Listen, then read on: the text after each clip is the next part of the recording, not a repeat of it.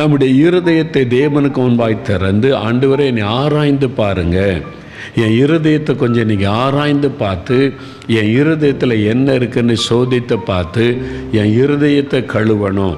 இயேசு கிறிஸ்துவின் ரத்தம் தான் சகல பாவங்களை நீக்க நம்மை சுத்திகரிக்கும். சுத்த இருதயத்தை என்னிலே சிருஷ்டியும். தாவீது சொல்றார் பார்த்தீங்களா, சுத்த இருதயத்தினிலே சிருஷ்டி, நிலைவரமான ஆவியை எனக்கு தாரும். ஆண்டவரே, என் இருதயம் கரைப்பட்டு விட்டது, இந்த இருதயத்தை உம்மால தான் சுத்தம் பண்ண முடியும். சுத்த இருதயத்தை என்னிலே சிருஷ்டியும்.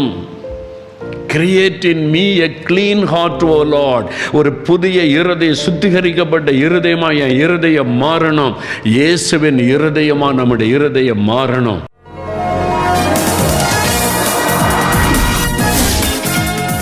ஆண்டவர் சொல்றார், என்னை நோக்கி கூப்பிடு, நான் உனக்கு பதில் தருவேன். தம்மை நோக்கி கூப்பிட்ட பிள்ளைகளை தேவன் ஆசீர்வதிப்பார். ஜனங்களுக்காக பரிதபிக்கிற தேவன், மனதுருக்கமுள்ள ஒரு தேவன் உங்களுக்காக மனதுருகுகிறார்.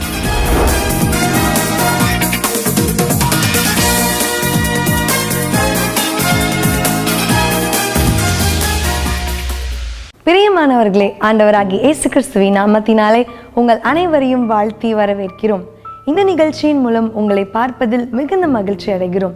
இந்த வருடத்தின் துவக்கத்தை காண செய்த தேவன் இதுவரை நம்மை நடத்தி வந்தபடியால் அவரை மனதார ஸ்தோத்திரிக்க வேண்டும். வருடத்தின் இறுதி நாட்களுக்குள்ளாக நாம் கடந்து வந்திருக்கிறோம். இப்பொழுதும் நாம் கர்த்தருடைய சமூகத்தில் காத்திருந்து நம்முடைய இருதயங்களை சரி செய்து புது வருடத்திற்கு ஆயத்தப்பட வேண்டும். அப்பொழுதுதான் புது வருடத்தின் நன்மைகளை பெற்றுக்கொள்ள முடியும். இப்பொழுதும் நமது சகோதரர் மோகன் சிலாஸ்டர்ஸ் அவர்கள் இருதயத்தை ஆராய்கிற தேவன் என்ற தலைப்பில் தேவ செய்தியை பகிர்ந்து கொள்வார்கள். கேட்டு ஆசீர்வதிக்கப்படுங்கள். சங்கீதம் 139, 23, 24 வசனம். தேவனே, என்னை ஆராய்ந்து என் இருதயத்தை அறிந்து கொள்ளும்.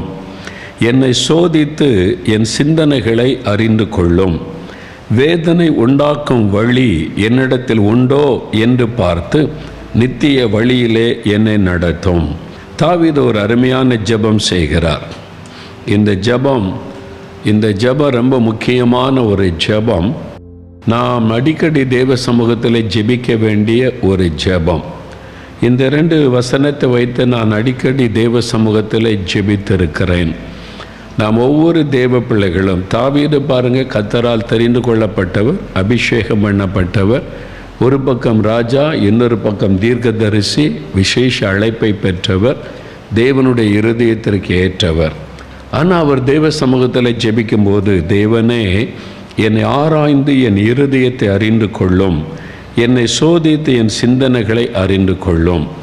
2 காரியம் சொல்றார். ஒன்று இருதயம், இன்னொன்று சிந்தை. இந்த 2 காரியம் நம்ம சரியாக இருந்தால் தான் தேவனுடைய குரலை கேட்க முடியும், ஆண்டவரை தரிசிக்க முடியும், ஆண்டவர் நம்முடைய இடைப்படுவதை நம்ம உணர்ந்து கொள்ள முடியும்.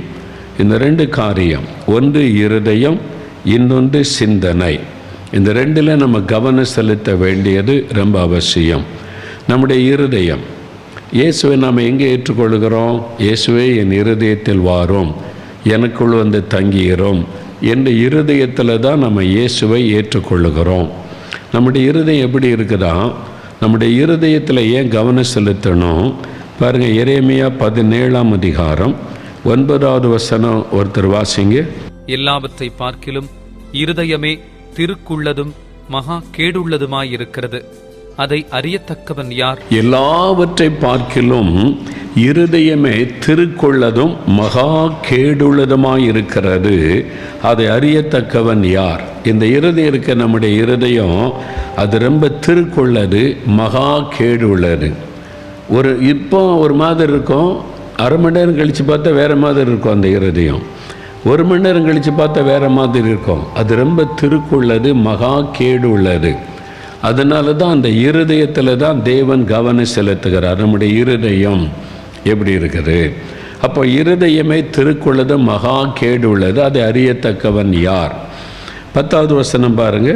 கர்த்தராகிய நானே ஒவ்வொருவனுக்கும் அவனவன் வழிகளுக்கும் செய்கைகளின் பலன்களுக்கும் தக்கதை கொடுக்கும் படிக்கும் இருதயத்தை ஆராய்கிறவரும் உள்ளிந்திரியங்களை சோதித்தருகிறவருமாயிருக்கிறேன். இருதயத்தை ஆராய்கிறவரும் உள்ளிந்திரியங்களை சோதிக்கிறவருமாயிருக்கிறேன். மனுஷனுடைய இருதயத்தை அறியத்தக்கவன் யார் அப்படின்னா, கர்த்தராகிய நான் தான் அவன் இருதயத்தை ஆராய்ந்து பார்க்கிற தேவன், சோதித்தருகிற தேவன் அப்படின்னு சொல்லுகிறார். நம்முடைய இருதயம் எப்படி இருக்குன்னு நமக்கே தெரியாது, ஆனால் தேவனுக்கு தெரியும்.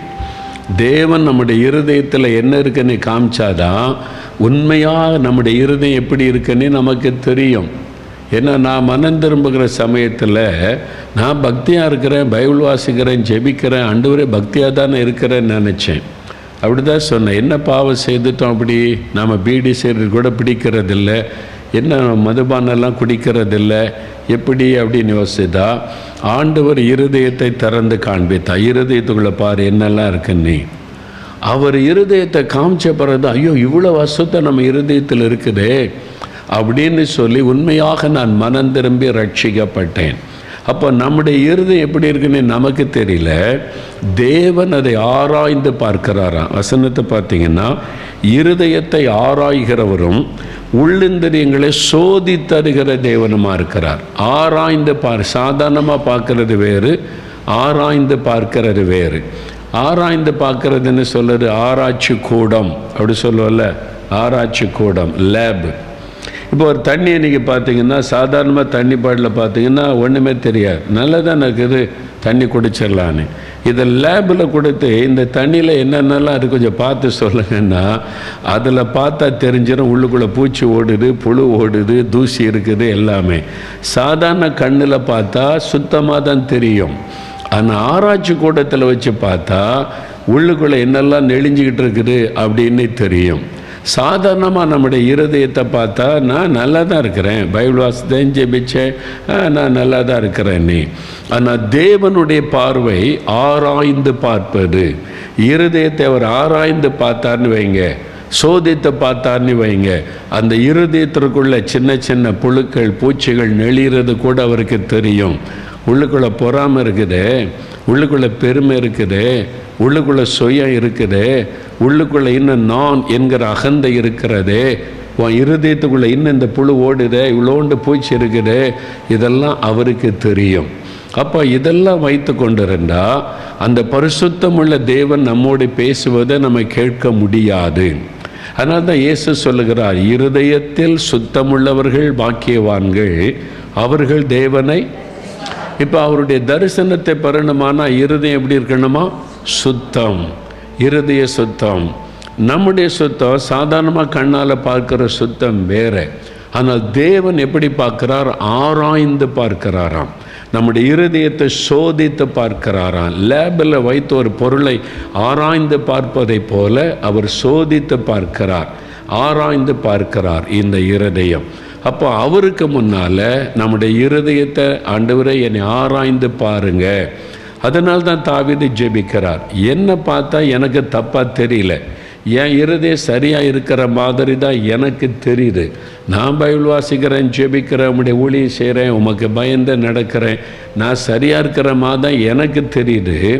ஆனால் நீங்கள் ஆராய்ந்து பார்த்து எனக்கு சொல்லுங்கள், என் இருதயத்தை சோதித்து பாருங்கள், உங்கள் பார்வையில் நான் கரெக்டாக இருக்கிறேன்னா? என் பார்வைக்கு சரியாக தெரியுது, தண்ணியில் ஒரு மிஸ்டேக் இல்லை, சுத்தமாக இருக்கிற மாதிரி தெரியுது, கொஞ்சம் லேபில் வச்சு ஆராய்ச்சி பண்ணி சொல்லுங்கள் எப்படி இருக்குன்னு. அந்த மாதிரி ஒரு ஜெபம் ஆண்டவருக்கு முன்னாலே போய் நம்முடைய இருதயத்தை வைத்து நீங்கள் ஆராய்ந்து பாருங்கள், என் இருதயத்தில் என்ன இருக்குது, எப்படி இருக்குதுன்னு சொல்லி அப்படின்னு ஆண்டவர்கிட்ட சொல்லுவது. அப்போ அவர் ஆராய்ந்து பார்க்கும்போது தான் நம்முடைய இருதயம் எப்படி இருக்குன்னு, இயேசுவை மாதிரி நம்முடைய மனுஷனுடைய இருதயத்தில் என்னெல்லாம் இருக்குன்னு அவ்வளோ தெளிவாக சொன்னது யாருமே கிடையாது. மார்க் 7ஆம் அதிகாரம் 20 வசனத்திலிருந்து பாரு. மனுஷனுக்குள்ளே இருந்து புறப்படுகிறதே மனுஷனை தீட்டுப்படுத்தும். எப்படியெனில் மனுஷருடைய இருதயத்திற்குள்ளிருந்து பொல்லாத சிந்தனைகளும், விபச்சாரங்களும், வேசித்தனங்களும், கொலை பாதகங்களும், களவுகளும், பொருள் ஆசைகளும், துஷ்டத்தனங்களும், கபடும், காம விகாரமும், வன்கண்ணும், தூஷணமும், பெருமையும், மதிக்கேடும் புறப்பட்டு வரும். பொல்லாங்கானவைகளாகிய இவைகளெல்லாம் உள்ளத்திலிருந்து புறப்பட்டு மனுஷனை தீட்டுப்படுத்தும் என்றார். ஒரு மனுஷனுடைய இருதயம் எப்படி இருக்குன்னு இயேசுவை போல அவர் யாருமே சொன்னது கிடையாது. ஏன்னா அவருக்கு தான் நம்முடைய இருதயம் தெரியும். அவர் ஆராய்ந்து பார்க்கிறவர். அவர் ஆராய்ந்து பார்த்து என்ன சொல்கிறாரு, மனுஷனுடைய இருதயத்திலிருந்து இருதயத்துக்குள்ளேருந்து பொல்லாத சிந்தனைகள், ஈவில் தாட்ஸ், பொல்லாத சிந்தனை, அதெல்லாம் இருதயத்திலிருந்து தான் புறப்படுது. விபச்சாரம், வேசித்தனம், கொலை பாதகம், களவு, பொருளாசை, துஷ்டத்தனம், கபடு, காமவிகாரம், வன்கண், தூஷணம், பெருமை, மதிகேடு. இதை மொத்தமாக அப்படியே வாசிப்பேன். நீ தனித்தனியாக உனக்கு ஒரு டைரியில் எழுதி பாருங்கள். ஒன்றுன்னா பொல்லாத சிந்தனை, விபச்சாரம், வேசித்தனம். அப்புறம் அப்படி வச்ச பொல்லாத சிந்தனைன்னா என்னது, வேசித்தனன்னா என்னது, விபச்சாரன்னா என்னது, வன்கண்ணுன்னா என்னது, தூஷணன்னா என்னது. நீங்கள் அப்படி வசனம் தனியாக ஒன்று எழுதி வச்சு அப்படியே கை வைத்து ஜெபம் பண்ணி ஆராய்ந்து பாருங்கள். ஆவியானவர் ஒன்னொன்றுக்கு விளக்கம் கொடுப்பார். அப்போ தான் தெரியும் இதுக்குள்ளே இவ்வளோ குப்பை இருக்குது, நம்முடைய இதயத்துக்குள்ளே இவ்வளோ தூசி இருக்குது. நம்ம என்னவோ பெருசாக நான் ஆவியில் நிரம்பி ஜெபிக்கிறேன், அந்நிய பாஷை பேசுகிறேன், நான் பைபிள் வாசிக்கிறேன், ஜெபிக்கிறேன்னு நினச்சிக்கிட்டு இருக்கிறேன். உள்ளுக்குள்ளே இவ்வளோ குப்பை இருக்குது, அது வெளியில் தெரியல. அப்போது நீங்கள் சாதாரணமாக வாசித்தா நான் சரியாக தான் இருக்கிறேன்னு தோணும். ஆனால் ஆராய்ந்து பார்க்கணும். ஒவ்வொன்றையும் ஆராய்ந்து பார்த்தா எவ்வளோ குப்பைகள் இருக்குது, எவ்வளோ தூசிகள் இருக்குது, எதெல்லாம் தெய்வ பிரசன்னத்துக்கு தடையாக இருக்குது அப்படின்னு நமக்கு தெரிய வரும். ஒன்றுன்னா நீங்கள் ஜெபம் பண்ணி ஆராய்ந்து பாருங்கள். இது என்கிட்ட இருக்குதா, இந்த கோபம் என்கிட்ட இருக்குதா, பொருளாசை என்கிட்ட இருக்குதா. பொருளாசைன்னா என்னது, ஆண்டவரே பொருளாசை என்கிட்ட இருக்குதா எனக்கு சொல்லுங்கன்னா அப்போ ஆவியானவர் வெளிப்படுத்துவார். நமக்கு சரியாக தெரிகிற நிறைய காரியம் தேவனுக்கு தப்பாக தெரியும். நமக்கு சரியாக தெரிகிற பல காரியம் தேவன் விளக்கம் கொடுப்பார் ஏன் தப்புன்னு சொல்லி. அப்போ ஆராய்ந்து பார்க்க நம்ம இடம் கொடுப்பார். என் இருதயத்தை கொஞ்சம் சோதித்து பாருங்கள், ஆராய்ந்து பாருங்கள். சாதாரணமாக பார்த்தா தெரியாதுன்னு சொன்னால அப்போஸ்தலர் நடபடிகள் 8ஆம் அதிகாரத்தில் பாருங்கள். பிலிப்பு சமரியாவில் போய் ஊழியம் செய்த போது நிறைய பேர் ரட்சிக்கப்படுறாங்க, இயேசுவை ஏற்றுக்கொள்கிறாங்க. அப்படி ஏற்றுக்கொண்ட போது நிறைய பேர் விசுவாசிகள் ஆணுகி புருஷரும் ஸ்திரீகளும் ஞானஸ்தானம் பெற்றாங்க. 13ஆம் வசனம் பாருங்க. அப்பொழுது சீமோனும் விசுவாசித்து ஞானஸ்நானம் பெற்று பிலிப்பை பற்றி கொண்டு அவனால் நடந்த அடையாளங்களையும் பெரிய அற்புதங்களையும் கண்டு பிரமித்தான். 9ஆம் வசனம் சொல்லுது, இந்த சீமோன் ஒரு மாயவித்தக்காரன், மாயவித்தை மந்திரவாதம் பண்ணி ஜனங்களை எல்லாம் மயக்கி வச்சிருந்தான். தான் தான் பெரிய ஆள் என்று அவனுக்குள்ள பெருமை இருந்தார். ஜனங்களை பிரமிக்க பண்ணி கொண்டிருந்தான். அதனால் அவனுக்குள்ள ஒரு பெருமை, அந்த மாதிரி நான் ஜனங்களை பிரமிக்க வைக்கிறேன்னு ஒரு பெருமை அவனுக்குள்ளே இருந்து கொண்டே இருந்தார். பணம் சம்பாதிக்கிறது அதை வச்சு. ஆனால் அவனும் இயேசுவை விசுவாசித்தான். வசனம் சொல்லுது, விசுவாசித்து ஞானஸ்தானம் பெற்றான். அவனும் இயேசுவை விசுவாசித்தான், இயேசுவை ஏற்றுக்கொண்டான், ஞானஸ்தானம் பெற்று விட்டான். அதான அர்த்தம், ஞானஸ்தானம் பெற்றுட்டான். இப்போது பேதுரு யோவான் வந்தபோது பேதுரு கை வைத்து ஜெபிக்கும் போது எல்லாம் அபிஷேகம் பெறாங்க. அந்நிய பாஷை பெற்ற உடனே இவனுக்கு ஒரு பெரிய பிரமிப்பு. நான் என்னவோ மந்திரெல்லாம் பண்ணி என்னென்னவோ பிரமிக்க பண்ணினேன், மக்கள் பார்த்து எனக்கு காசு கொடுத்தாங்க, பெருமையாக பேசினாங்க. இது வித்தியாசமாக இருக்குது. கையை வச்சாலே அப்படியே அந்நிய பாஷை பேசுகிறாங்க, அபிஷேகம்னு சொல்கிறாங்க. அப்போ உடனே பார்த்தான், இது நமக்கு இருந்தால் இன்னும் ஜனங்கள் மத்தியில் பெருமையாக நம்ம காரியங்களை செய்யலாம், இதை வச்சு பணம் சம்பாதிக்கலாமேன்னு சொல்லி பணத்தை கொண்டு வந்தான். பணத்தை கொண்டு வந்து இந்த வரம் எனக்கு வேணும், எனக்கு அந்த வரத்தை கொடுங்க, அதுக்கு எவ்வளோ காசு வேணாலும் நான் தர்றேன் அப்படின்னு சொல்கிறான். இப்போ பேதுரு அவனை பார்த்து என்ன சொல்கிறாரு, 20வது வசனம் 21வது வசனம் வாசிங்க. பேதுரு அவனை நோக்கி, தேவனுடைய வரத்தை பணத்தினாலே சம்பாதித்துக் கொள்ளலாம் என்று நீ நினைத்தபடியால் உன் பணம் உன்னோடே கூட நாசமாய் போக கடவது. உன் இருதயம் தேவனுக்கு முன்பாக செம்மையாயிராதபடியால் இந்த விஷயத்திலே உனக்கு பங்குமில்லை, பாகமும் இல்லை. உன் இருதயம், நல்ல கவனிங்க, உன் இருதயம் தேவனுக்கு முன்பாக செம்மையாயில்லை. எல்லாருக்கும் மத்தியில் நான் இயேசுவை விசுவாசிக்கிறேன், இவர் தான் மெய்யான ஆண்டவர் அப்படின்னு சொல்லி ஞானஸ்நானம் எடுத்துட்டான். எல்லாரும் பார்க்க, ஓ இந்த மனம் திரும்பிட்டான், இவனும் ஞானஸ்தானம் எடுத்துட்டான், இயேசுவை விசுவாசித்துட்டான் அப்படின்னு தான் எல்லாரும் நினைச்சாங்க. ஆனால் அவனுடைய இருதயம் எப்படி இருந்தது? பேதுரு சொல்றார், உன் இருதயம் தேவனுக்கு முன்பாய் செவ்வையாயிராதபடியால். இயேசுவை விசுவாசித்தான், ஞானஸ்தானம் எடுத்தான், எல்லாருக்கும் மத்தியில் அவங்க எல்லாம் ஆச்சரியமா, இவனே மனம் திரும்பிட்டான்ப்பா அப்படின்லாம் சொல்கிறாங்க. ஆனால் இருதயம் செம்மையா இல்லை, இருதயம் தேவனுக்கு முன்பா செம்மையா இல்லை. அதான் நம்முடைய இருதயம் தேவனுடைய பார்வையில் எப்படி இருக்கிறாரு. ரட்சிக்கப்பட்டேன், ஞானஸ்தானம் எடுத்துட்டேன், நான் அபிஷேகம்லாம் பெற்றுட்டேன், அந்நிய பாஷையும் அப்பப்போ பேசுவேன், சர்ச்சுக்கெல்லாம் போகிறேன், தசம்பாகெல்லாம் கொடுக்குறேன், ஓகே. உன்னுடைய இருதயம் தேவனுக்கு முன்பாக எப்படி இருக்கிறது? நீ தேவனுக்கு முன்பாக உன் இருதயம் செவ்வையா இல்லை. உன் இருதயத்துக்குள்ள அந்த பெருமை இருக்கு, சுயம் இருக்கிறாரு, சுய பெருமை இருக்கிறாரு. எனக்கு என்ன மரியாதை, மக்கள் எல்லாம் என்னை புகழ்ந்தாங்களே, மறுபடியும் என்னை புகழணும் எல்லாருக்கும் மத்தியில், அதுக்கு காசு கொடுத்தாவது வரத்தை வாங்கிடணும். அந்த சிந்தை அவனுக்குள்ளே இருந்தது. அவர் சொல்ல, நீ மனம் திரும்பி வேண்டிக்கொள், ஒருவேளை கர்த்தர் ஒன்று மன்னிக்கலாம், அவ்வளோதான். நான் சொல்ல முடியாது. ஏன்னா நீ கர்த்தருக்கு முன்னால் உன் இருதயம் சரியில்லை. 23ஆம் வசனத்தில் சொல்கிறார், நீ கசப்பான பிச்சிலும் பாவக்கட்டிலும் அகப்பட்டிருக்கிறதாக காண்கிறேன்.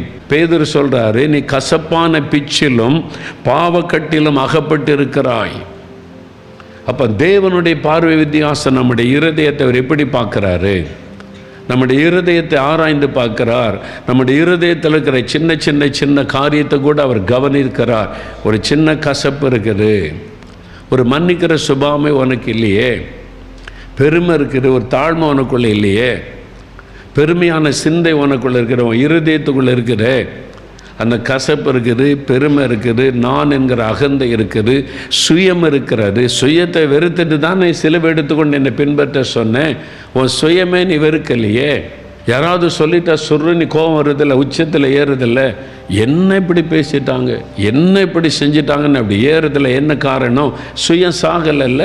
அதனால தானே ஒருத்தர் சொன்ன உடனே அப்படியே ஏறுது, மைண்டில் ஏறுது, எப்படி என்ன சொல்லலாம், எப்படி என்ன பேசலான்னு ஏறுறதுக்கு காரணம் என்ன? சுயம் சாகலைல்ல. அப்போ ஆண்டவர் நம்முடைய இருதயத்தை பார்க்கிற விதம் வித்தியாசம். அதனால் வசனத்தோடு நம்முடைய இருதயத்தை ஒப்பிட்டு பார்த்து தேவனுடைய பார்வை நம்முடைய இருதயத்தின் மீது விழுகிறது. இருந்த இதை எப்படி இருக்குது?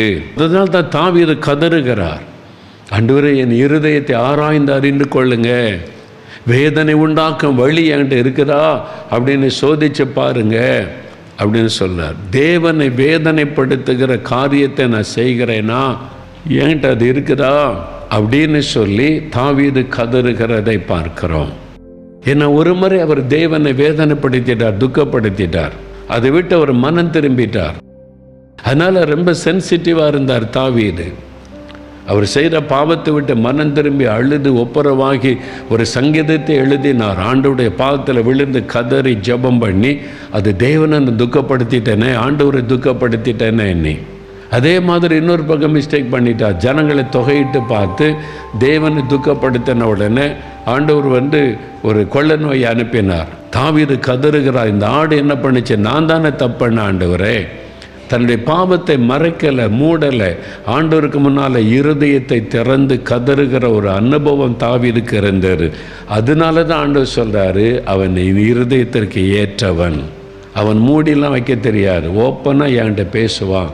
தன்னுடைய இருதயத்தை திறந்து ஆராய்ந்து பாருங்க, வேதனை உண்டாக்குற வழி இருக்குதான்னு பாருங்கன்னு சொல்லுவான். அப்போ தேவனை நம்ம வேதனைப்படுத்தி கொண்டே இந்த சிந்தனையே இல்லாமல் நம்ம கிறிஸ்தவ வாழ்க்கை வாழுகிறோமா, விசுவாச வாழ்க்கை வாழுகிறோமா, ஊழியம் செய்கிறோமா, அதை நம்ம யோசித்து பார்க்கணும். நிறைய சமயத்தில் அதை சிந்திப்பதே இல்லை. நான் தான் ரட்சிக்கப்பட்டிருக்கேனே, நான் தான் அபிஷேகம் பெற்றிருக்கேன், நான் தான் ஊழியத்தில் இருக்கிறேனே. சவுல் ஊழியத்தில் தான் இருந்தார், அபிஷேகம் பண்ணப்பட்டவர் தான், தெரிந்து கொள்ளப்பட்டவர் தான். இப்போ சாமுவேல் விட்டு கர்த்தர் பேசும்போது என்ன சொல்றார்? 1 சாமுவேல் 15ஆம் அதிகாரம் 10-11 வசனம் பாருங்க. அப்பொழுது கர்த்தருடைய வார்த்தை சாமுவேலுக்கு உண்டாகி அவர் சொன்னது, நான் சவுலை ராஜாவாக்கினது எனக்கு மனஸ்தாபமாயிருக்கிறது. அவன் என்னை விட்டு திரும்பி என் வார்த்தைகளை நிறைவேற்றாமற் போனான் என்றார். அப்பொழுது சாமுவேல் மனம் நொந்து, ரா முழுதும் கர்த்தரை நோக்கி கூப்பிட்டான். சவுலை ராஜாவாக்கினது எனக்கு மனஸ்தாபமாயிருக்கிறது. ஒரு தீர்க்கதரிசியிடம் வந்து கர்த்தர் பேசுகிறார். கர்த்தர் தான் தெரிந்து கொண்டார் சவுலை, கர்த்தர் தான் அபிஷேகம் பண்ணினார், கர்த்தர் தான் ராஜாவை ஏற்படுத்தினார். ஆனால் இப்போ கர்த்தர் சொல்லுகிறார், அவனை ராஜாவாக்கினது எனக்கு மனஸ்தாபமாயிருக்கிறது. ஆண்டவரே துக்கப்படுகிறார். தேவனுடைய உள்ளம் துக்கப்பட்டதுனால சாமுவேல் ராத்திரி முழுவதும் கதறுகிறார். ஆண்டவருடைய உள்ளம் துக்கப்பட்டு விட்டது என்ப ஒரு பாரம் அவருக்குள்ளே வந்து விட்டது. பாருங்க, அப்போ தேவன் என்னை குறித்து சந்தோஷப்படுகிறாரா? ஆண்டவர் என்னுடைய வாழ்க்கை குறித்து, என் ஊழியத்தை குறித்து ஆண்டவர் சந்தோஷப்படுகிறாரா? அவர் திருப்தியாக மகிழ்ச்சியாக இருக்கிறாரா அல்லது மனஸ்தாபமாக இருக்கிறாரா என்பதை நம்ம கவனிக்கணும். நம்முடைய இருதயத்தை தேவனுக்கு முன்பாய் திறந்து, ஆண்டவரை என்னை ஆராய்ந்து பாருங்க, என் இருதயத்தை கொஞ்சம் நீங்கள் ஆராய்ந்து பார்த்து, என் இருதயத்தில் என்ன இருக்குன்னு சோதித்து பார்த்து என் இருதயத்தை கழுவணும். இயேசு கிறிஸ்துவின் ரத்தம் தான் சகல பாவங்களை நீக்க நம்மை சுத்திகரிக்கும். எங்கள் சபையில் இருக்கிற ஒரு ஆள் என்னை பற்றி பேசிட்டாங்கன்னு அவர் மேலே ஒரு கசப்பு. நேரில் வந்து அவர் நான் தோத்திரம் சொல்லுவேன், அவர் எனக்கு தோத்திரம் சொல்லுவார். சர்ச்சுக்கு வந்தால் ஒன்றா பேசிக்கொள்ளுவோம். அவர் நேரடியாக சண்டை போட்டது கிடையாது, ரெண்டு பேரும் ஒருத்தருக்கு ஒருத்தர் சண்டை போட்டது கிடையாது, பேசிக்கொள்வோம். இருதயத்தில் ஒரு வருத்தம் இருந்தது. நான் வந்து மெட்ராஸில் அப்போ வந்து இப்போ பட்டாபிராமில் ஒரு மீட்டிங், ராத்திரி மீட்டிங்கு அங்குள்ள வாலிபர்களாக ஒழுங்கு பண்ணி நீங்கள் வந்து செய்தி கொடுக்க வரேன்னு கூப்பிட்டுருக்குறாங்க. நான் காலையிலேருந்து உபவாசம் பண்ணி ஜெபிக்கிறேன். வழக்கமாக காலையில் ஃபாஸ்ட் பண்ணி ரூமில் உட்காந்து ஆண்டவர் இன்றைக்கி என்ன பேச போகிறீங்க, என்ன நடக்க போகுது, ஆண்டவரே பேசுன்னு காத்திருந்தா 1 மணி நேரம் 2 மணி நேரம் ஆச்சு. ஆண்டவரை பார்க்க முடியல, தரிசிக்க முடியல, அவருடைய பிரசன்னத்தை உணர முடியல. ரட்சிக்கப்பட்டிருக்கேன் தான், அபிஷேகம் பெற்றிருக்கிறேன் தான், ஊழியத்துக்கு அழைக்கப்பட்டிருக்கேன் தான், முகம் மறைக்கப்பட்டு போனார், அவருடைய பிரசன்னத்தை கூட உணர முடியலை. அப்போ வந்து உடனே நமக்கு தடுமாற்றம். கர்த்தருடைய பிரசன்னம் இல்லாமல் எப்படி ஜெபிக்க முடியும், எப்படி பேச முடியும், எப்படி ஊழியத்துக்கு ஆயத்தப்பட முடியும்? அப்போ ஆண்டவர்கிட்ட கேட்டேன், ஆண்டவர் உங்களுடைய பிரசன்னத்தை உணராமல் நீர் பேசாமல் நாம் என்ன பிரசங்கம் பண்ண முடியும்? அப்போ ஆண்டவர் சொன்னார், உன் இருதயத்தின் ஆழத்துக்குள்ளே பாரு, டீப் இன்சைட் யுவர் ஹார்ட். உன் இருதயத்தின் ஆழத்துக்குள்ளே கசப்பு இருக்குது. இருதயம் சுத்தமாக இருந்தாதான் அந்த பரிசுத்தமுள்ள தேவன் நம்மோட இடைப்பட முடியும். இவ்வளோண்டு கசப்பு தான். ஒரு ஆள்கிட்ட அவர் குறித்த வருத்தம் அவ்வளோதான். அவருடைய சண்டையும் போட்டதில்லை, திட்டினதும் இல்லை, அவர்கிட்ட மூஞ்சி திருப்பிட்டும் போனதில்லை, நேரில் தோத்திரெல்லாம் போட்டு பேசிக்கிறோம். உள்ளத்துக்குள்ள கசப்பு. ஆண்டவர் சொல்கிறார், எப்படி நான் பேசுகிறது வான்ட்டு வந்து என்னாலும் வான்ட்டு பேச முடியாது. அப்போ தான் நான் சீரியஸ் எடுத்த இவ்வளோண்டு ஒரு சின்ன கசப்பு கூட அவர் நம்மோடு பேச தடைப்படுத்தி விடும், அவர் நம்மோடு இடைப்பட தடைப்படுத்தி விடும் என்று. அப்போ நான் ஆண்டவர்கிட்ட சொல்ல, நான் என்ன செய்யணும் ஆண்டவரே? நீ போய் ஒப்புரவாகிட்டு திருப்பி வான்றார். Go and reconcile with him and come. அப்போ நான் பேசுகிறேன்றார். தேவன் அங்கே உடைச்சார், பெருமையை உடைச்சார், இந்த சுயத்தை உடைச்சார். ஆண்டவரே, என் பெருமையை மன்னியும், என் சுயத்தை மன்னியும், எனக்கு அந்த இருதயம் தாரும், கசப்பை என் உள்ளத்தை விட்டு விலகணும், என்னை பகைக்கிறவங்களை நேசிக்கிற அந்த அன்பு உம்முடைய இருதயம் எனக்கு வேணும். நான் முதல்ல அதுக்காக ஜெபிச்சேன், கண்ணீரோடு அந்த இருதயத்தை எனக்கு தாங்க. ஜெபிச்சுட்டு கையில் பைபிள் எடுத்துக்கிட்டு அவர் வீட்டுக்கு போனேன். நான் போய் அவர் என்னை பார்த்தான கோபத்தோட, என்ன வந்திருக்கிற என்ன கேட்டார். என்னை மன்னிச்சிருங்க. என்ன மன்னிப்பா? என்னடா அது ஏதோ வழக்கு விசாரிக்க வந்திருப்பான்னு பார்த்தா மன்னிப்பு கேட்குறான்னு. என்ன காரியம்? ஐயா, உங்கள் மேலே எனக்கு ஒரு வருத்தம். நீங்கள் என்னை பற்றி இப்படி பேசிட்டீங்க. இன்னி நான் உங்கள்கிட்ட தோத்திரெல்லாம் போடுறேன், பேசலாம் செய்கிறேன், இருதயத்துக்குள்ளே ஒரு வருத்தம் இருக்குது உங்களை பற்றி, அது கசப்பாயிட்டு. அதை இயேசு பாவம்னு சொன்னார். என்னை ஒன்றத்தை இப்போ மன்னிப்பு கேளுன்னு சொன்னார். நான் வந்திருக்கிறேன், மன்னிச்சிருங்க. அவ்வளோதான். அவர் என் கையை பிடிச்சிட்டு அழ ஆரம்பிச்சிட்டாரு. அங்கே தான் ஆவியானவர் கிரியை. நான் தானே தப்பண்ணேன், நான் தானே உன்னை பற்றி பேசினேன், நீ வந்து மன்னிப்பு கேட்குற? அதுதான் ஆவியானுடைய கிரியை. அந்தையிலிருந்து எனக்காக ஜெபிக்கிற ஒரு ஃப்ரெண்டாக மாறிட்டார். அப்போது இந்த இருதயத்தை சரிப்படுத்த யாரால முடியும்? அவரால் தான் முடியும். இந்த இருதயத்தை அவர் தான் சரிப்படுத்த முடியும். சுத்த இருதயத்தை என்னிலே சிருஷ்டியும். தாவீது சொல்கிறார் பார்த்தீங்களா, சுத்த இருதயத்தினிலே சிருஷ்டி, நிலைவரமான ஆவியை எனக்கு தாரும் ஆண்டவரே. என் இருதயம் கரைப்பட்டு விட்டது, இந்த இருதயத்தை உம்மால தான் சுத்தம் பண்ண முடியும். சுத்த இருதயத்தை என்னிலே சிருஷ்டியும். Create in me a clean heart, O Lord. ஒரு புதிய இருதயம், சுத்திகரிக்கப்பட்ட இருதயமா என் இருதயம் மாறணும். இயேசுவின் இருதயமா நம்முடைய இருதயம் மாறணும். அதுக்கு சங்கீதம் 51:10, தேவனே சுத்த இருதயத்தை என்னிலே சிருஷ்டியும், நிலைவரமான ஆவியை என்னிலே புதுப்பியும். 7ஆம் வசனத்தில் கதறுகிறார், என்னை ஈசோப்பினால் சுத்திகரியும், அப்பொழுது நான் சுத்தமாவேன். என்னை கழுவி அருளும், அப்பொழுது நான் உறைந்த மழையிலும் வெண்மையாவேன். ஆண்டவரே, நீங்க தான் என்னை கழுவணும், நீங்க தான் என்னை சுத்திகரிக்கணும். அந்த இரத்தத்தினால, உம்முடைய பரிசுத்தமுள்ள இரத்தம், சிலுவையிலே சிந்தப்பட்ட இரத்தத்தினால என் இருதயத்தை கழுவணும், சுத்திகரிக்கணும். அந்த மாதிரி தேவ சமூகத்தில் ஒரு கதறுதல் உண்டானா அவருடைய இரத்தம் நம்மை கழுவி சுத்திகரிக்கும். பிரியமானவர்களே, எப்படி இருக்கீங்க? சந்தோஷமாக மகிழ்ச்சியாக இருக்கீங்களா? ஆண்டவர் பேசிக்கிட்டே இருக்கிறார்ல. இன்றைக்கி கூட தேவ செய்தி கேட்கும்போது உங்களோட ஆண்டவர் பேசினாங்க. சரி, இப்போ புது வருஷத்தை காணப்போகிறோம். கடைசி நாளில் வந்திருக்கிறோம். என்ன செய்யணும்? முதலாவது ஆண்டவருக்கு நன்றி சொல்லணும். இதுவரை நடத்தினதற்கெல்லாம் இந்த வாரெல்லாம் நீங்கள் துதிச்சு கொண்டே இருந்தீங்க, ஸ்தோத்திரம். அடுத்தது நம்ம அர்ப்பணித்து கொள்ளணும். நம்ம ஒப்பு கொடுக்கணும் ஆண்டவரிடத்தில். திரும்பவும் ஒரு முறை புது வருஷத்துக்குள்ளே போகிற ஆண்டவரே, புது ஆசீர்வாதம், புது நன்மைகள், புதிய அபிஷேகம் எல்லாம் நாங்கள் பெற்றுக்கொள்ளணும். அதுக்கு உமக்கு பிரியமில்லாத ஏதாவது எனக்குள்ளே இருந்தால் என்னை மன்னிச்சு பரிசுத்தப்படுத்துங்க. பரிசுத்தமாகிறவன் இன்னும் பரிசுத்தமாகட்டும். இந்த வருஷத்தை விட வருகிற வருஷம் இன்னும் ஆண்டவரை நெருங்கணும், இன்னும் பரிசுத்தமாகணும்.